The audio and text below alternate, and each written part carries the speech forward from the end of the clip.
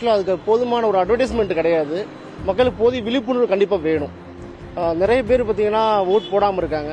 So அவங்களுக்கு சரியான ஒரு பனிஷ்மெண்ட் கொடுக்கணும். தேர்தல் நடத்துகிற அதிகாரிகள் இந்த பறக்கும் படை என்ன பண்ணுதுன்னா, சாதாரண மக்கள் வியாபாரத்துக்கு ஒரு பொருள் வாங்குறதுக்கு, தன் வீட்டு ஜாமான் வாங்குறதுக்கு பணம் எடுத்துட்டு போனா அவங்கள டார்ச்சர் பண்ணி அவங்கள சிரமப்படுத்துறாங்க. இந்த நாட்டோட அரசியல் எப்படி பாக்குறேன்னா, சாதாரண மக்கள் ஏழை மக்கள் அரசியலுக்கு வர முடியாது. ஏன்னா இதே மாதிரி நார்மல் ஆள் அரசியலுக்கு வளரவும் முடியாது, வரவும் முடியாது, அது வேற மேட்ரு. ஆனா இது பணக்கார முதலாளிகளோட ஆட்சின்னு மட்டும் தான் நான் சொல்லுவேன். ஏன்னா நான் வெளியில பல இடங்கள்ல போனப்போ பார்த்தது என்ன, இந்த தேர்தல் நடத்துற அதிகாரிகள் இந்த பறக்கும் படை என்ன பண்ணுதுன்னா, சாதாரண மக்கள் ஏதாவது ஒரு வியாபாரத்துக்கு ஒரு பொருள் வாங்குறதுக்கு, தன் வீட்டு ஜாமான் வாங்குறதுக்கு பணம் எடுத்துட்டு போனா அவங்கள டார்ச்சர் பண்ணி அவங்கள சிரமப்படுத்துறாங்க. அவங்க எலெக்ஷன்ல லஞ்சம் கொடுக்கறதுக்காக பணம் எடுத்துட்டு போற பணம் அல்ல. ஆனால் எலெக்ஷனுக்கு கொடுக்கறதுக்கான பணங்கள் அது பாட்டில் அது போயிட்டு இருக்குது. அவையில பிடிக்கிறத விட்டு போட்டு சாதாரண பொதுமக்களுக்கு இடைஞ்சல் பண்றாங்க. ஒரு ஆள் 50,000 ரூபாய் எடுத்துட்டு போறாங்க, அனுமதிக்கிறாங்க. ஒரு கார்ல 4 பேர் போனா 2 லட்சம் எடுத்துட்டு போலாமான்னு ஒரு கேள்வியை பொதுமக்கள் கேட்கறாங்க. இதுவரைக்கும் தேர்தல் கமிஷன்ல இருந்து அதுக்கு ஒரு முறையான பதில், ஒரு ஆள் 50,000 4 பேர் கார்ல போனா 2 லட்சம் எடுத்துட்டு போலாம் அல்லது போகக்கூடாது அப்படிங்கிற ஒரு தெளிவான பதில இதுவரைக்கும் தேர்தல் கமிஷன்ல இருந்து பொதுமக்களுக்கு தெளிவான விளக்கம் கொடுக்கப்படவில்லை.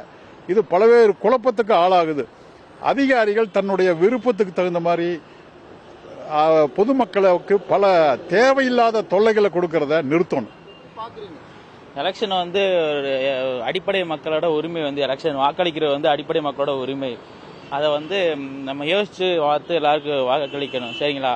ஒரே ஆளுக்கு வாக்களிக்கிறத விட்டு மாத்தி மாத்தி இப்போ வருங்கால இளைஞர்களுக்கு புதுசா வர வைக்கிற ஆட்களை கொண்டு வரதுக்காண்டி நம்ம என்கரேஜ் பண்ணலாம், நிறைய இருக்கு. ஆனா இது இந்த நாட்டோட அரசியல் நான் எப்படி பாக்குறேன்னா, சாதாரண மக்கள் ஏழை மக்கள் அரசியலுக்கு வர முடியாது. ஏன்னா இதே மாதிரி நார்மல் ஆள் அரசியலுக்கு வளரவும் முடியாது, வரவும் முடியாது, அது வேற மேட்ரு.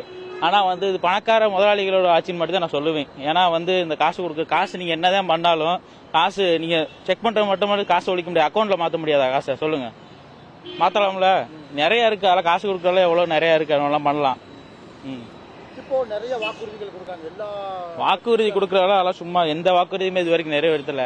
நிறைய இடத்துல அது அவங்க இதுக்காண்டி எடுத்துக்குவாங்க. ஆக்சுவலாக அதுக்கு போதுமான ஒரு அட்வர்டைஸ்மெண்ட் கிடையாது. மக்களுக்கு போதிய விழிப்புணர்வு கண்டிப்பாக வேணும். நிறைய பேர் பார்த்தீங்கன்னா ஓட் போடாமல் இருக்காங்க. ஸோ அவங்களுக்கு சரியான ஒரு பனிஷ்மெண்ட் கொடுக்கணும். பனிஷ்மெண்ட் மீன்ஸ் அவங்களுக்கு ஆதார் கார்டு லிங்க் பண்ணி, நிறைய ஆதார் கார்டு லிங்க் பண்ணியிருக்கு. ஸோ அவங்க ஓட் போட்டாங்களான்னு கன்ஃபார்ம் பண்ணணும். சப்போஸ் ஓட் போடலை அப்படின்னா அவங்களுடைய சலுகைகளை ரத்து பண்ணுறதுக்கான ஒரு முறை வந்தால் தான் 100% ஓட்டு விழுவும்.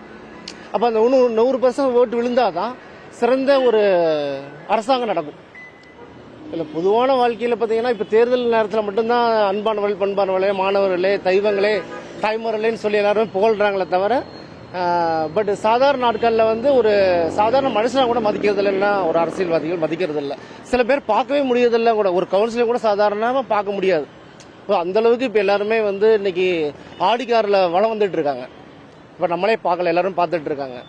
கட்சி கொடுத்த வாக்குறுதிகள் நம்ம எவ்வளவு பிரச்சாரம் பண்ணாலும் நம்ம அவங்களுக்கு நல்லது பண்ணிருந்தோம்னா கண்டிப்பா இந்த தடவை அவங்க பிரச்சாரம் தேவை கிடையாது. ஏன்னா நல்லது செஞ்சிருந்தாங்க அப்படின்னா அவங்களை தேடி ஓட்டு போட்டுருவாங்க இல்லையா? அதனால இப்ப இந்த பிரச்சாரம்னு ஒண்ணு போட்டு இந்த டிராபிக் ஜாம்லாம் தேவையில்லாததுதான். அவங்க நல்லது செஞ்சிருந்தாங்கன்னா அவங்க அடுத்த தடவை நாங்க பண்ணுவோம் அப்படின்னு சொல்றதுக்கு முன்னாடியே மக்கள் போய் அவங்களுக்கு ஓட்டு போட்டுருவாங்க. அதனால இந்த தடவையும் அந்த பிரச்சாரம்லாம் பண்ணாம அவங்க யார் ஜெயிக்கிறாங்களோ அவங்க சொன்னதை செஞ்சாலே போதும். அடுத்த தடவை இந்த பிரச்சாரமே தேவைப்படாது, அவங்களே போட்டுக்கோ.